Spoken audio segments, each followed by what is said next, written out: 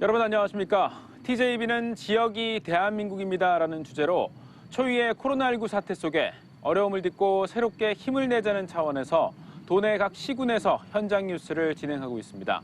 오늘은 내일 개막하는 부여문화재 야행 행사를 앞두고 이곳 정림사지에서 특집 뉴스 진행합니다. 먼저 코로나19와 증상이 비슷해서 영유아 부모들 사이에 불안감이 커지고 있는 파라인플루엔자 확산 소식과 대전 지하상가에 나타난 로봇 등 준비한 내용 전해드린 뒤 잠시 후 박정현 부여군수를 모시고 현안을 살펴보겠습니다. 첫 소식입니다. 6세 이하 영유아에서 파라인플루엔자 바이러스가 빠르게 확산되고 있습니다. 고열과 기침 등이 지속되는데 심해지면 폐렴이나 급성 폐쇄성 후두염인 크루병을 일으킬 수 있습니다. 무엇보다 감염 증상이 코로나19와 비슷해서 학부모들의 불안감이 커지고 있습니다. 조혜영 기자입니다. 생후 18개월 된 다은이는 지난 주말부터 39도 이상 고열에 시달렸습니다. 약을 먹어도 열이 떨어지지 않고 기침과 콧물까지 동반해 병원을 찾았는데 파라인플루엔자 바이러스 감염으로 확인됐습니다. 처음에 애취로 시작해서 고열이 지속되더라고요. 그래가지고 이제 고열로 입원하게 됐는데 어린이집에서 지금 대유행이라서 그게 조금 걱정이 되고 조심스러워요. 고열을 동반해 입원으로 이어지는 경우가 많은데 소아과 입원 병동 70~80% 이상이 파라인플루엔자 감염증 환자입니다.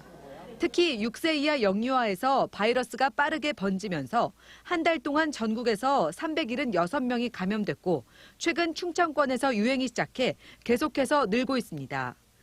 요즘 유행하는 코로나 바이러스하고 좀 헷갈릴 수가 있는데 고열이 막 38도, 40도 이렇게 지속되면서 그것 때문에 생기는 탈수 증상이나 혹시 경련이나 이런 것들 때문에 아이들이 많이 힘들어하고요. 파라인플루엔자 바이러스는 기침과 콧물, 열이 나는 감기 증상을 유발하는데 소아 후두염의 가장 흔한 원인으로 꼽힙니다. 대부분 증상이 호전되지만 폐렴을 일으킬 수 있고 심해지면 상부 기도에 생긴 염증으로 호흡이 힘든 급성 폐쇄성 후두염인 크룩 증상이 나타나기도 합니다. 전파력도 강해 어린이집과 유치원을 중심으로 빠르게 확산되고 있는데 신체 접촉이 아니어도 문고리나 소지품 등을 매개체로 바이러스가 전파될 수 있습니다. 코로나19 유행 이후 호흡기 감염병이 감소했지만 올가을 다시 증가하고 있는 상황. 특히 등원과 등교 확대로 감염 위험에 취약한 아이들은 손 씻기와 마스크 착용 등 개인 위생 수칙을 철저히 준수해야 합니다. TJB 조혜원입니다. 전국 5대 광역시 가운데 부산과 함께 대전 지역의 아파트 매매 가격이 평균 4억 원을 넘긴 것으로 나타났습니다.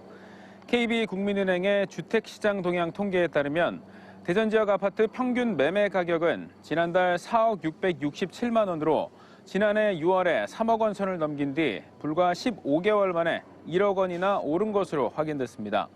이 같은 매매가는 2015년부터 4년 6개월 동안 2억 원대 매매가가 유지된 점으로 볼 때 급격한 상승세이며 5대 광역시 평균 매매가 3억 8,324만 원을 훌쩍 넘는 수치입니다. 최근 바리스타 로봇부터 서빙 로봇 등 다양한 로봇들이 개발됐다는 소식 들으셨을 텐데요.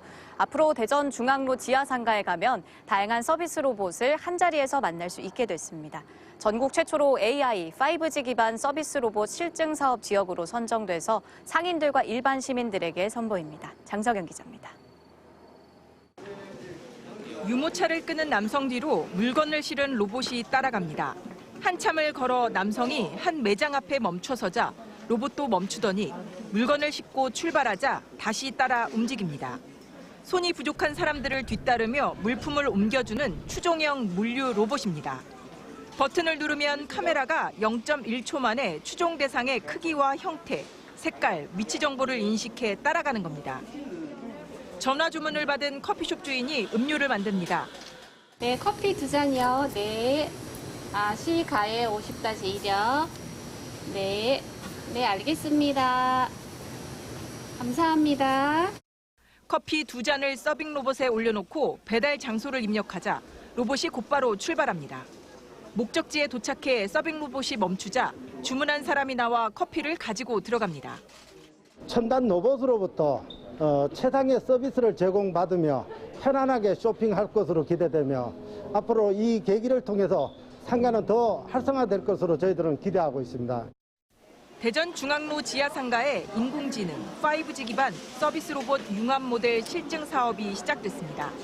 배달과 물류 로봇뿐 아니라 입력한 스케줄대로 지하상가 곳곳을 돌아다니며 자외선 살균을 하는 방역 순찰 로봇도 있습니다. 서비스 로봇의 보급과 확대를 위해 로봇 개별별로 실증은 다수 이루어졌지만 이처럼 공공의 장소에서 다양한 종류의 로봇이 한꺼번에 실증이 되는 건 이번이 처음입니다. 이 사업은 대전시와 대전의 로봇 기업들이 참여해 산업부 공모사업으로 선정됐으며 총 19억 원의 예산이 투입됐습니다. 대전에는 우수한 그 로봇 기업들이 많이 포진해 있고요. 그 기업들이 갖고 있는 그런 로봇의 좋은 기능과 기술을 가지고 서비스를 받아서 로봇과 좀 더 친근해지고 더욱더 로봇이 발전할 수 있는. 내년 11월까지 배달과 방역, 바리스타, 안내 등 5종류 15대의 로봇을 실제 운영하며 성능과 서비스 개선점을 찾게 됩니다. TJB 장석영입니다. 서천구는 산업화 시대의 시작을 알린 판교면 현암리 2만여 제곱미터가 충남문화재위원회와 문화재청 현지 조사를 거쳐 국가 등록 문화재로 최종 등재됐다고 밝혔습니다. 서천 판교면 현암리는 지난 1930년 판교역 철도 개통과 함께 양곡과 양조 산업 등이 번성한 곳으로 당시 산업화의 흔적이 곳곳에 많이 남아 있습니다. 서천구는 판교면 현암리를 전국에서 찾을 수 있는 근대 문화 유산 마을로 발전시키겠다고 밝혔습니다.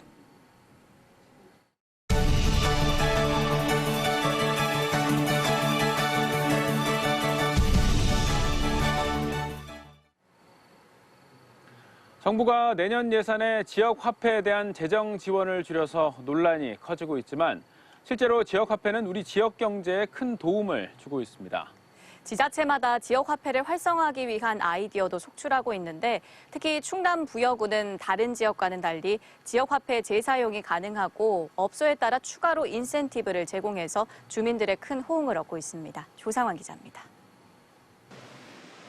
부여 중앙시장입니다. 두부와 묵 각각 한 모씩 6,500원의 아주 간단한 장보기에도 지역 화폐인 굿드레페이로 결제합니다. 결제 방법도 아주 쉬워 휴대폰을 QR코드에 갖다 대고 금액만 누르면 끝입니다. 음식점에서도 마트에서도 굿드레페이로 결제하는 소비자가 상당수입니다. 특히 부여구는 전통시장 활성화를 위해 영세업소에서 사용하면 3%에서 6%를 추가로 환급해주는 등 사용액의 최고 16%까지 돌려받습니다. 쓸 때마다 포인트도 올리고 이렇게 해서 이렇게 편해요. 그냥 핸드폰을만 가지고 그냥 결제하면 되니까 결제 때마다 포인트도 올라오고 이렇게 해서 좋아요. 상인들도 굿드레페이를 반기고 있습니다. 전통시장 추가 인센티브 시행 이후 매출이 늘었고 무엇보다 QR코드로 처리하는 시스템을 도입하면서 카드사와 제휴하는 타 시군과는 달리 카드 수수료를 한 푼도 내지 않아도 됩니다. 또 음식점주가 손님에게서 받은 굿드레페이로 식재료 등을 살 수도 있는데 이때에도 5%의 환급을 받기 때문에 비용을 절감할 수 있습니다. 우선 매출의 20-30%가 조금 늘었다고 볼 수 있고요. 그리고 일반 신용카드를 사용했을 때는 저희가 가맹점 수수료가 부담하는 부분이 있었는데 수수료 안 나가서 첫째는 좋고요. 이 같은 반응에 따라 지난해 800억을 발행했던 굿드레페이는 올해 이미 9월에 돌파할 만큼 빠르게 확산되고 있습니다. 또 지역 상인들이 소비자들로부터 받은 굿드레페이를 다시 사용한 금액만 지난해 165억 원으로 지역 경제 규모를 9%나 확대 재생산시키는 효자 역할을 한 데다 시군 경계지역 마트의 매출이 30% 안팎으로 일제히 증가하는 등 지역의 유출이 확연히 줄었습니다. 전국의 유일한 화폐인데요. 그 유일한 부분은 순환된다는 그런 구조를 가지고 있습니다. 그 일례로 최근에 국민 재난지원금을 신청할 경우에 충남도 다른 시군은 14%였는데 부여구는 50% 이상을 신청을 했습니다. 부여구는 굿드레페이가 본격 도입 1년여 만에 눈에 보이는 지역경제 선순환 효과를 가져옴에 따라서 앞으로 직거래와 수수료 없는 배달 등 굿드레페이 앱 하나만으로 부여 지역에서 모든 일상생활이 가능하도록 추진해 나갈 계획입니다. TJB 조상환입니다.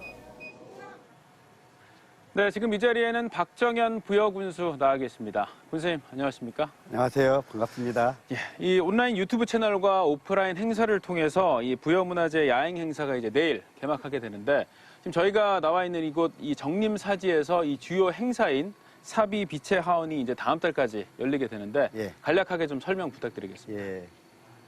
세계유산 미디어 아트라는 행사인데요. 문화재청 공모 사업입니다. 이게 우리 부여군이 공모 선정됐는데요.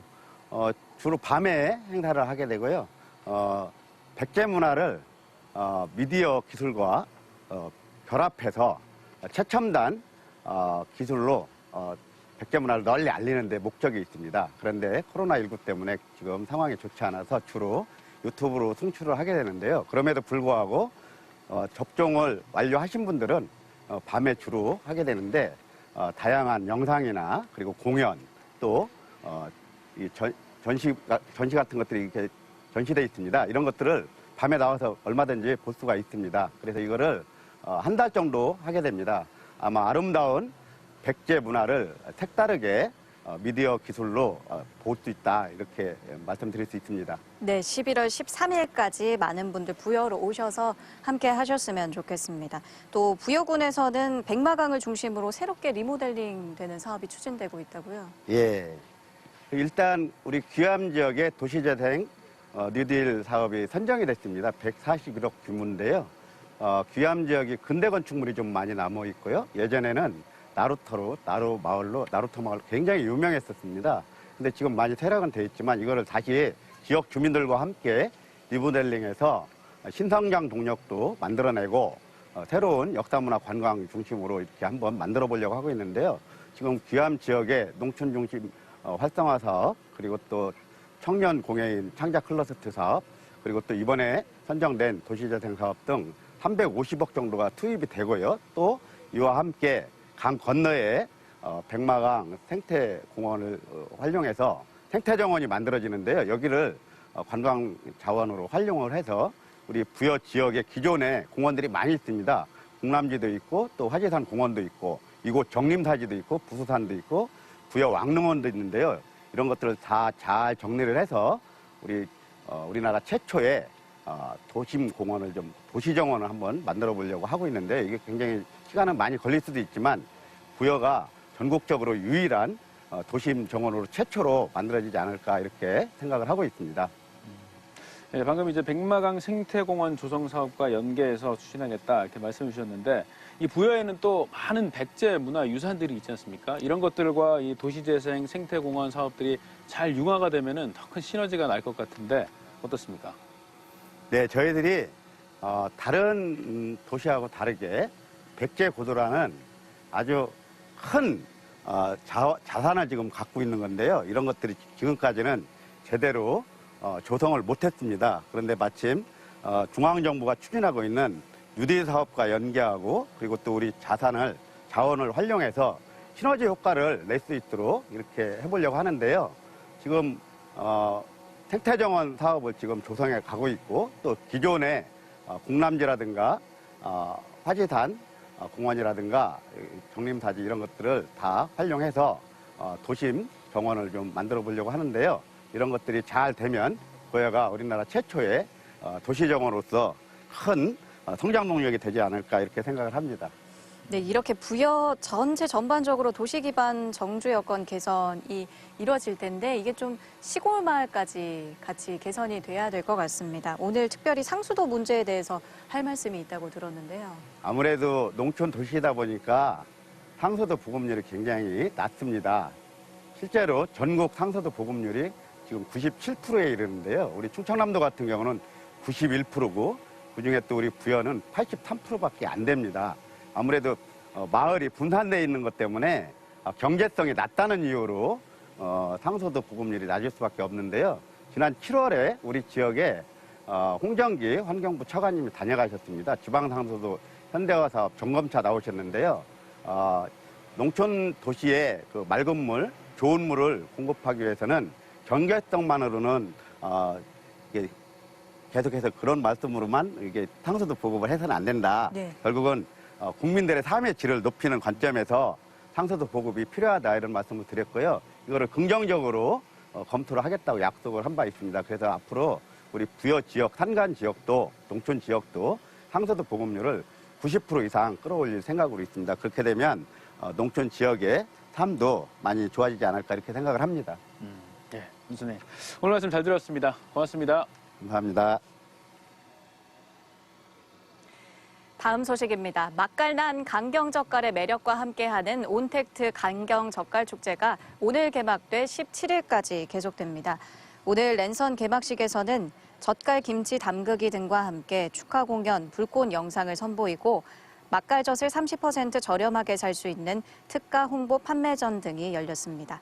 내일과 모레는 젓갈 김치, 젓갈 간식 등 강경 젓갈을 활용한 쿡방, 먹방과 젓갈 상인들의 젓갈 비법 요리가 소개되며 16일에는 강경 젓갈 황금 레시피가 공개되고 17일 폐막 행사로 마무리됩니다.